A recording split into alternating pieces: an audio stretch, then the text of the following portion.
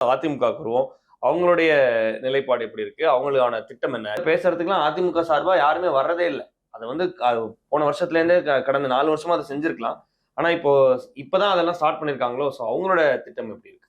திமுக எப்படி ஓரணியில் தமிழ்நாடு அப்படிங்கிறதுல ரொம்ப மும்முரமா இருக்கோ, அதிமுக சுற்றுப்பயண திட்டத்துல ரொம்ப தீவிரமா களப்பணியாற்றிட்டு இருக்காங்க. ஜூலை 7ஆம் தேதி முதல் அதிமுக பொதுச் செயலாளர் எடப்பாடி பழனிசாமி சுற்றுப்பயணம் மேற்கொள்றாரு. இதுல சிறப்பு என்ன அப்படின்னா 34 தொகுதிகளை உள்ளடக்கிய சுற்றுப்பயணமா இது இருக்க போகுது. கோயம்புத்தூர்ல மேட்டுப்பாளையத்துல தன்னுடைய சுற்றுப்பயணத்தை தொடங்குறாரு. அவருக்காக ஒரு சிறப்பு பேருந்து ஒண்ணு வடிவமைக்கப்பட்டிருக்கு. வழக்கமா பிரச்சார வேன் அப்படின்ற மாதிரி தான் போவாங்க. இவர் வந்து இந்த முறை வந்து சிறப்பு பேருந்துல தான் போறாரு. கோயம்புத்தூர்ல ஆரம்பிச்சு கடலூர், தஞ்சாவூர், திருவாரூர், மயிலாடுதுறை, நாகப்பட்டினம் இங்கெல்லாம் வந்து சுற்றுப்பயணம் போறாரு. 34 சட்டப்பேரவை தொகுதிகளை இதுல கவர் பண்றாரு. சொல்லப்போனா இதுல ஒரு ரோட் ஷோவும் பிளான் பண்ணியிருக்காங்க. அந்த ரோட் ஷோவில் அவர் வந்து மக்களோடு மக்களாக நடந்து செல்வதற்கு திட்டமிடப்பட்டிருக்கு.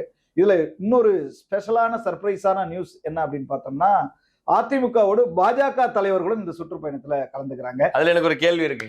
அதுல அண்ணாமலை இருக்கிறாரா அப்படின்றது. அண்ணாமலை இல்லை. ஓகே. அது வந்து உங்களுக்கு எல்லாருக்குமே தெரிஞ்சிருக்கும். அந்த மோதல் போக்குக்கு பிறகு பாஜக சம்பந்தமான அதிமுக சம்பந்தமான எந்த நிகழ்வுகளையும் பெருசா வந்து அண்ணாமலை தலை காட்டவில்லை.